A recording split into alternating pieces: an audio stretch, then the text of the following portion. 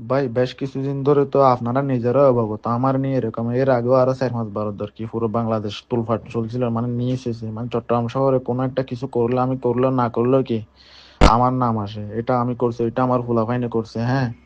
তো এখন কথা হচ্ছে যে ভাই, চকবাজারে যে ঘটনাটা হয়েছিল, ঠিক আছে, ঘটনাটা হলো একটা সম্পূর্ণ একটা সাজানো নাটক। সাজানো নাটক যদি ভাই না হয়, তাহলে ঘটনাটা আধা ঘন্টা হয় না, ঘটনাটা হওয়ার পর আর কি পুরো বাংলাদেশের সবগুলা চ্যানেলে কি নিউজ করতেছে, মানে আধা ঘন্টার ভিতরে পুরো বাংলাদেশে কিভাবে ভাই নিউজ করবে? ধরেন একটা ঘটনা হয়েছে, একটা টাইম লাগবে না নিউজ করতে বা গণমাধ্যম কর্মী যারা আছে এদের কাছে এটা পৌঁছাইতে?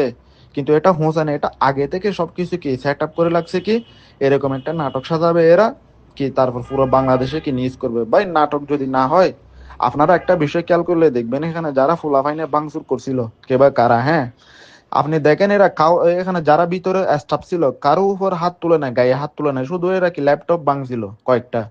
কারণ গায়ে হাত না তোলার কারণটা কি, আরো সবাই এরা এদেরকে কি ভিতর থেকে বাইর করে দিচ্ছে, ঠিক আছে। এটা হচ্ছে যে ভাই পুরোটা একটা সাজানো নাটক। সে হচ্ছে যে অর্থ পাচারকারী, সালামের অনেক কালো টাকা সে সিঙ্গাপুরে পাচার করেছে। আওয়ামী লীগের নেতা মহিনুদ্দিন বাচ্চুর ব্যবসায়ী পার্টনার, গত 17-18 বছর ধরে সে কাউকে শান্তিতে ব্যবসা করতে দেয়নি।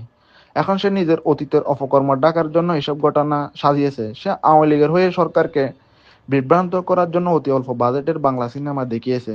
হাতুড়ি আর লাঠি দিয়ে ভাঙচুর করা আমাদের কাজ না, তা আপনারা জানেন। সে একজন আইডি ব্যবসায়ী, সে ভালোভাবে অবগত কিভাবে মানুষের আওয়াজকে এআই দিয়ে পরিবর্তন করা যায়। এখানে সে এআই দিয়ে সেটাই করেছে। একে বলেন ভালো হয়ে যেতে, আমরা শুরু করিনি, কিন্তু বাধ্য করলে করব, এবং সেটা অল্প বাজেটের বাংলা সিনেমার মতো হবে না, ইনশাল্লাহ।